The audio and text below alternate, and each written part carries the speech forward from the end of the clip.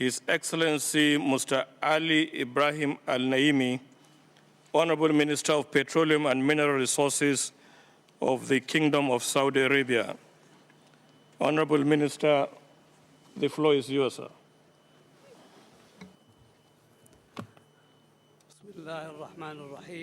In the name of God, the Merciful, the Compassionate, thank you, Mr. President, Excellencies, ladies and gentlemen, peace be upon you.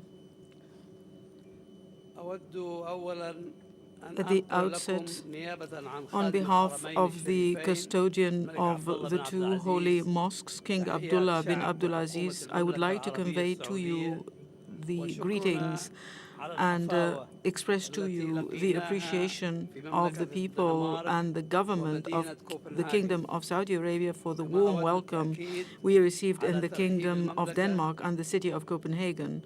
I would also like to emphasize that the Kingdom of Saudi Arabia welcomes the convening of this important conference of the parties, and we look forward to achieving the desired results.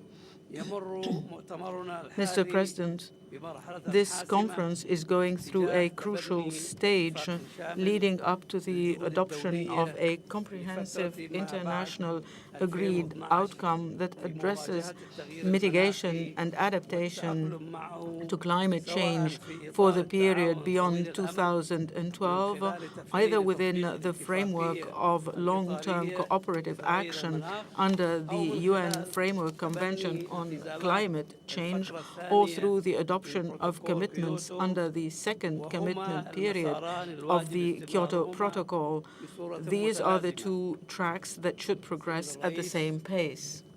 Mr. President, the Kingdom of Saudi Arabia has been involved and continues to participate actively in the negotiations to reach an agreed outcome that takes into account the interests of all parties, in particular our developing country parties, within a fair, balanced, and comprehensive framework, including contributing to a positive growth of the global economy, and we are ready to assume our fair share in addressing climate change in the context of joint international efforts.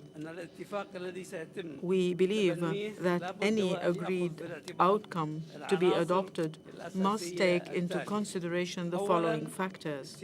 First, the outcome must be fully guided by the principles of the present UN Framework Convention on Climate Change, and in particular, the following principles: the principle of common but differentiated responsibilities between developed and developing countries, and the fact that no developing country should bear more than its fair share. In addition, no unilateral measures that discriminate against specific goods and skew the balance of international trade should be adopted.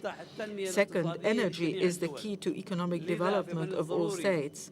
It is therefore necessary for the outcome to lead to the creation of a sort of positive effect on global energy markets.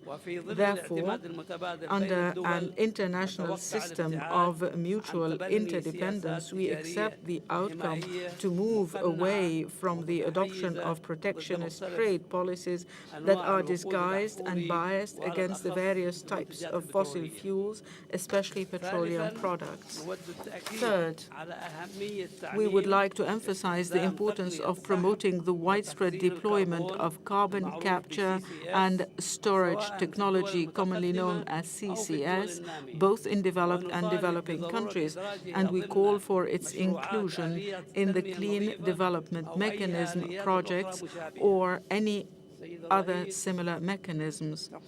Mr. President, the Kingdom of Saudi Arabia, in line with its stated objective to protect the environment as an extension of its role as a reliable energy supplier, the Kingdom of Saudi Arabia is undertaking many initiatives to promote the use of technological alternatives and to enact legislation to reduce emissions. Some of these initiatives can be summarized through the following efforts. First, the Kingdom has succeeded in using associated and non-associated natural gas in the industrial and electricity generation sectors. Second, we are currently implementing the vision of King Abdullah ibn Abdulaziz by entering into the widespread use of renewable energy sources, mainly solar energy. Our aim in this area is to broaden the use of this type of energy as a source of energy in different economic sectors, enabling us thus to export the surplus of this type of clean energy to neighboring countries and become a major supplier of energy, not just oil. The establishment of King Abdullah University of Science and Technology, with its array of research centers for solar energy and cleaner fuels, the establishment of this university is an important step in this direction. Mr. President, finally, we would like to note that despite our best efforts to achieve economic diversification and to reduce our absolute dependence on the export of crude oil, we are still at the beginning of the road, and we need greater cooperation from the international community through increased foreign investment and transfer of technology.